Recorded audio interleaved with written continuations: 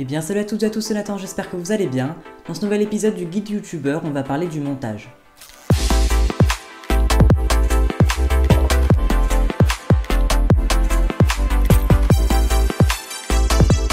Dans cette vidéo, je vais pas vous apprendre à faire du montage sur un logiciel bien précis, vu que vous avez énormément de tutos sur YouTube sur plein de logiciels différents, mais je vais plutôt vous donner des conseils en montage. Donc le montage, c'est quelque chose de très important, et ça commence par le bon choix du logiciel. Vous en avez énormément, même si certains sont plus populaires que d'autres, comme Final Cut ou encore Sony Vegas. Pour bien choisir votre logiciel de montage, si vous débutez, faut d'abord savoir si vous souhaitez commencer avec un petit logiciel qui n'a pas énormément de fonctionnalités mais qui est simple d'utilisation, ou directement commencer avec un logiciel professionnel, mais forcément qui sera beaucoup plus complexe d'utilisation. Pour commencer, si vous n'avez pas tellement d'expérience en montage, je vous conseille pas forcément de prendre un logiciel professionnel, ça servira à rien puisque vous n'allez pas vous servir de la majorité de ses fonctionnalités.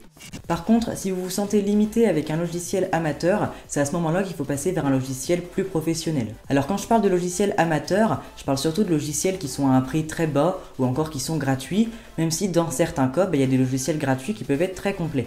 Par contre, quand je vous parle de logiciels plus professionnels, je veux surtout parler de logiciels qui coûtent plus d'une centaine d'euros, comme Premiere Pro, Final Cut Pro ou encore Sony Vegas. C'est des logiciels qui ont énormément de fonctionnalités, et même moi qui fais mes montages sur Final Cut Pro, je dois me servir que de 15% du logiciel.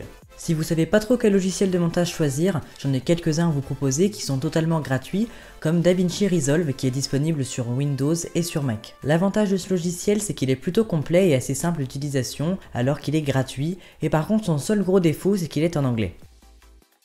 Si vous êtes sur Mac, je peux aussi vous conseiller iMovie qui est gratuit encore une fois, et qui est très complet.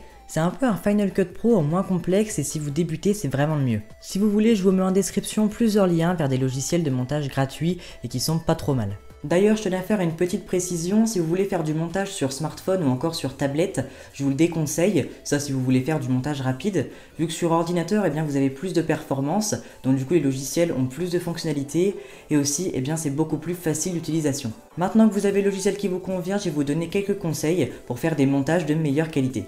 Alors forcément, si vous avez une chaîne avec pas mal d'abonnés et que vous savez à peu près comment faire du montage, les conseils que je vais donner vont vous sembler basiques, mais je donne surtout ces conseils pour les personnes qui débutent YouTube et qui savent pas trop comment faire du montage.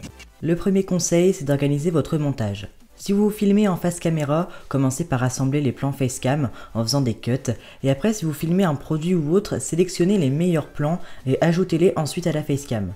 Je vous déconseille de faire au fur et à mesure, vu que si vous faites des réglages sur un plan, il faudra rajouter les mêmes réglages sur tous les autres plans et vous perdez beaucoup de temps en faisant ça.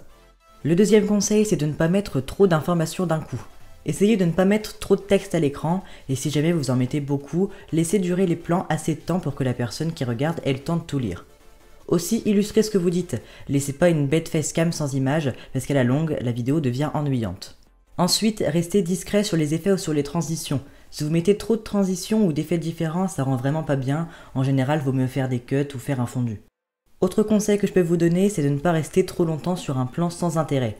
Par exemple, si vous déballez un produit, quand vous ouvrez le carton, si ça prend du temps, c'est pas forcément utile de le laisser dans le montage. Ou par exemple, si vous faites du gaming, si vous bloquez sur un niveau et que c'est trop long, autant faire un cut.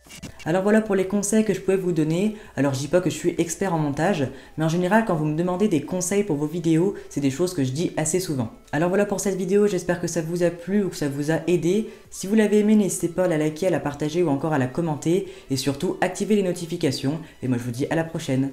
Salut!